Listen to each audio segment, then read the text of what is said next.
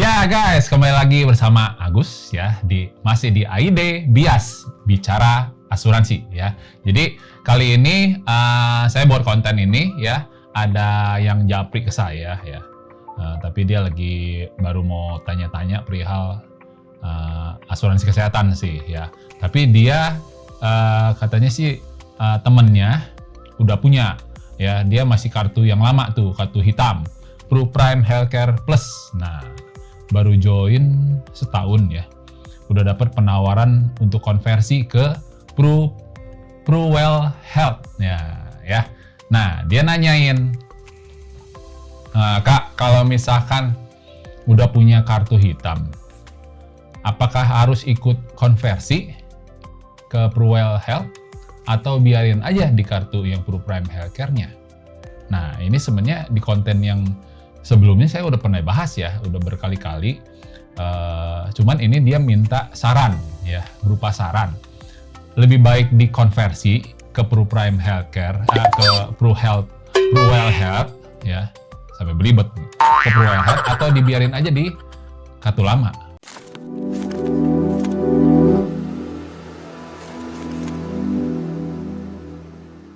Sebenarnya gini ya teman-teman ya, saran saya sih langsung ya, lebih baik dikonversi ke dari ProPrime Healthcare Plus maupun ProPrime Healthcare Plus Pro ya.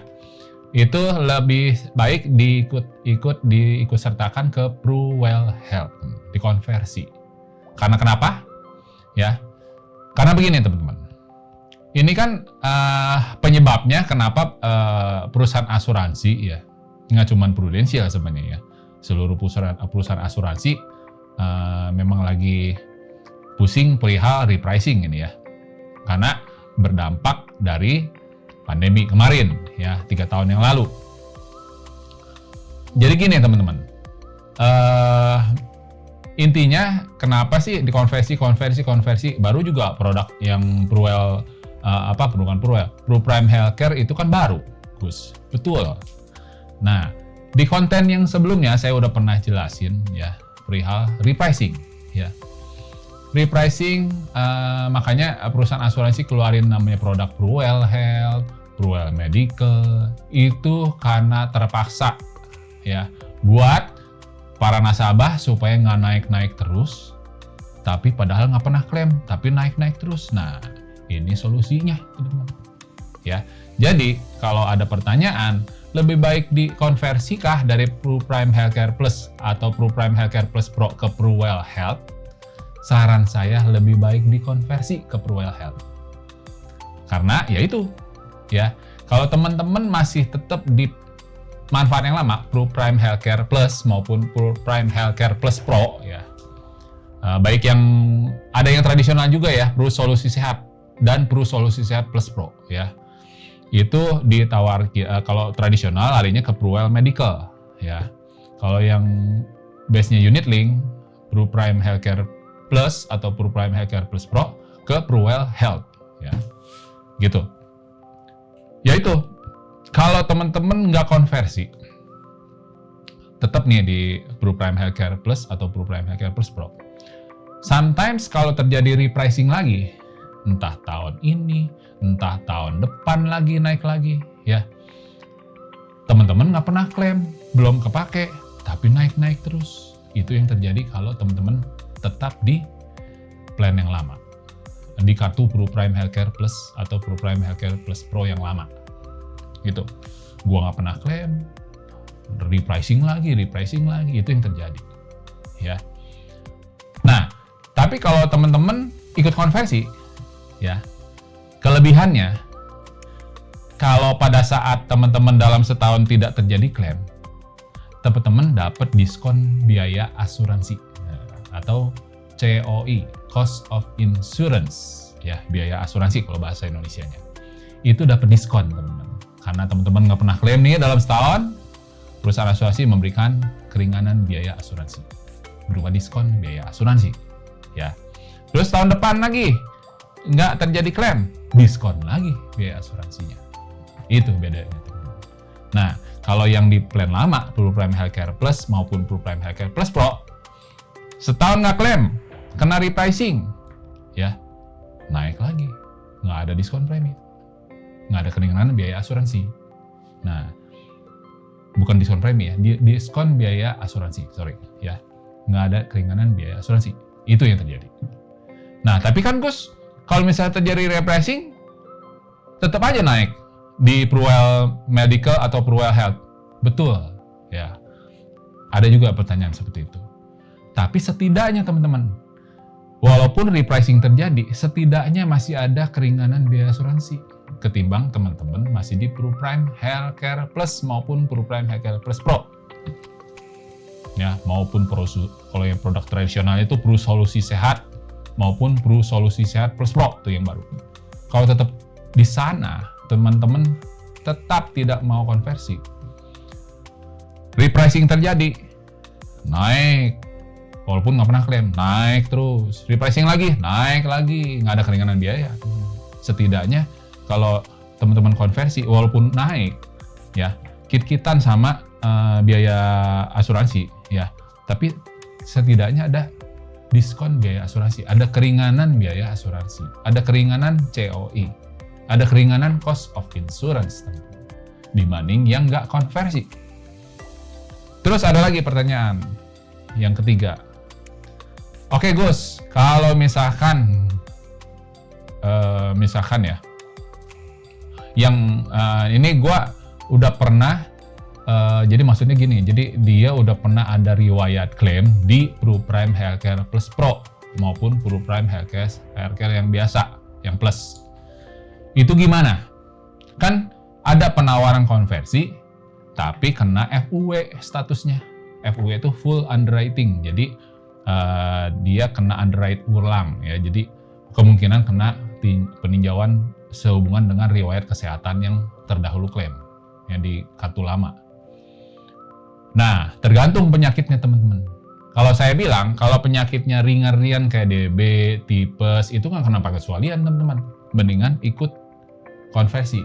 Cuman teman-teman lihat, konversinya sebagai full underwriting atau konversinya sebagai GIO, ya, Guarantee Issued Offering. Ya, jadi kalau misalnya GIO, teman-teman walaupun udah pernah ada riwayat klaim, tapi dapat konversinya statusnya GIO atau GIO, ya, itu teman-teman nggak kena medical, tidak kena masa tunggu ulang.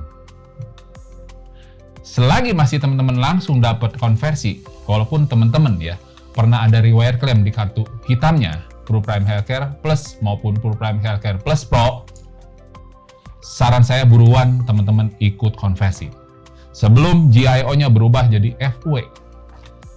Karena bisa nggak sekonyong-konyong tiba-tiba ya, ini sekonyong-konyong jadinya.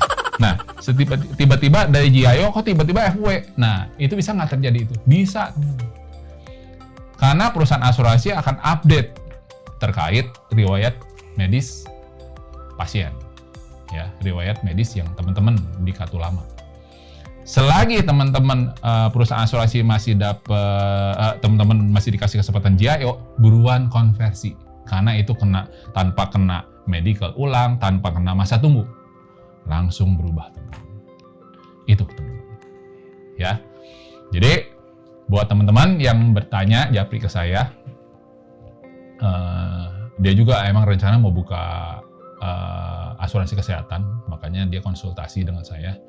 Mudah-mudahan jadi ya teman-teman ya, supaya dia segera terproteksi perihal asuransi kesehatannya. Karena dia basically masih punya BPJS ya, cuman punya BPJS aja ya, asuransi swasta tidak punya.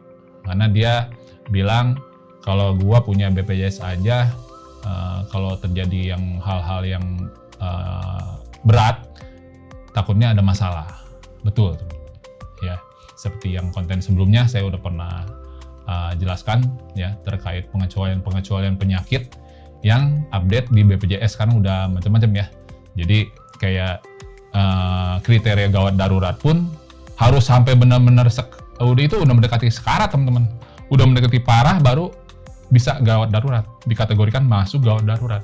Kalau belum memasuki kriteria mereka, itu belum bisa masuk gawat darurat. Nah, salah satunya teman-teman harus punya asuransi swasta. Ya. Itu teman-teman. Jadi kemarin juga ada yang nanya, Gus, kalau lo udah punya BPJS, punya asuransi juga ya? Punya 2 wajib. BPJS untuk kayak misalkan rawat jalan, ya, penyakit-penyakit ringan, itu pakai BPJS. Ke klinik kan dia, dirujuknya kan bukan ke rumah sakit. Ke klinik, kasih obat, selesai. Tapi kalau yang berat-berat, itu harus punya asuransi, namanya asuransi swasta. Gitu teman-teman. Ya, jadi buat teman-teman, saran ya, konversi. Ya, selagi bisa konversi, apalagi dapat GIO, teman-teman buruan deh GIO. Itu enak. Walaupun teman-teman udah ada riwayat, tapi perusahaan asuransi mendiagnosanya, oh dapat konversi GIO, guarantee issued offer. Jadi tanpa kena medical, tanpa kena underwrite ulang, tanpa kena masa tunggu, itu langsung buruan langsung ya konversi. Ya, tapi kan naik Gus. Berapa sih naiknya? 30%, 40%, ya. Tapi setidaknya kalau repricing lagi, teman-teman masih ada return, bukan return ya namanya, diskon biaya asuransi, ya, ada keringanan dibanding yang teman-teman nggak konversi. Tapi ini ya, ada beberapa nasabah saya juga dia punya kartu ProPrime Healthcare maupun ProPrime Healthcare Plus Pro, dia udah pernah major operasi. Nah, saran saya sih kalau itu baru ya pengecualian. Begini teman-teman, karena kalau udah major operasi, ya, terus teman-teman dapat penawaran konversi, pasti full underwriting teman-teman. Nah, kalau full underwriting, teman-teman ikut konversi, itu kemungkinan ada pengecualian ulang sehubungan dengan riwayat klaim yang di kartu lamanya, di ProPrime Healthcare Plus maupun ProPrime Healthcare Plus Pro. Ya. Nah, itu saran saya sih mendingan bertahan di ProPrime Healthcare Plus Pro-nya, teman-teman. Ya. Karena kalau teman-teman tetap konversi dengan status FW, kemungkinan ada pengecualian di ProWell Health. Ya, di ProWell Health-nya ada pengecualian sehubungan dengan penyakit yang udah pernah klaim. Bisa nggak terjadi itu? Bisa, teman-teman. Ya. Akan 95%, 99% akan terjadi pengecualian. Kena masa tunggu baru. Itu. Jadi saran saya kecuali dengan case seperti itu. Ya, kalau misalkan operasinya udah udah operasi, pernah dijahit gitu ya. Nah, terus ada statusnya, oh dapat konversi, tapi statusnya full underwriting, mendingan tetap di plan lama, di kartu lama. Itu kecuali kalau case-nya seperti itu. Kecuali kalau case-nya ringan-ringan nih, ya ada penawaran, udah pernah ada riwayat nih, ya gue ngerasa nih udah pernah ada riwayat klaim dulu di kartu hitam ya. Nah, tapi ada penawaran konversi, statusnya GIO, mendingan langsung konversi teman-teman. Walaupun naiknya 30%, 40%, ikutin aja, nggak masalah. Toh 30%, 40% naiknya nggak sebanding kalau teman-teman anggap nggak punya asuransi, ya, anggap nggak punya asuransi. Begitu teman-teman terjadi rawat inap, itu keluar duit besar, siap nggak? Itu aja sih teman-teman pilihan, ya. Kalau teman-teman punya asuransi kesehatan, toh bayar misalkan setiap bulan, itu hitung-hitung nyicil buat suatu saat kalau terjadi resiko, kita nggak usah ngambil duit yang aset kita udah kumpulin, itu nggak perlu. Tapi kita udah cicil tuh setiap bulan, setiap tahun ya untuk cost untuk kesehatan kita ya, untuk nyiapin dana kesehatan kita. Karena di usia 50 tahun ke atas kita nggak ada yang pernah tahu ya. Kondisi kesehatan tubuh kita itu masih bertahan seperti waktu kita 30, belum tentu teman-teman. Akan menurun seiring usia bertambah ya. Usia 30, 40, 50, 60, 70. Itu kesehatan bukannya makin naik, tapi makin menurun. Kesehatan kita udah makin menurun, fisik kita udah semakin, ibaratnya kalau spare part ya, mobil udah ada mulai aus. Nah, tubuh pun sama. Ya, begitu teman-teman. Jadi, begitu ya, semoga menjawab ya, buat mendingan konversi atau enggak ya.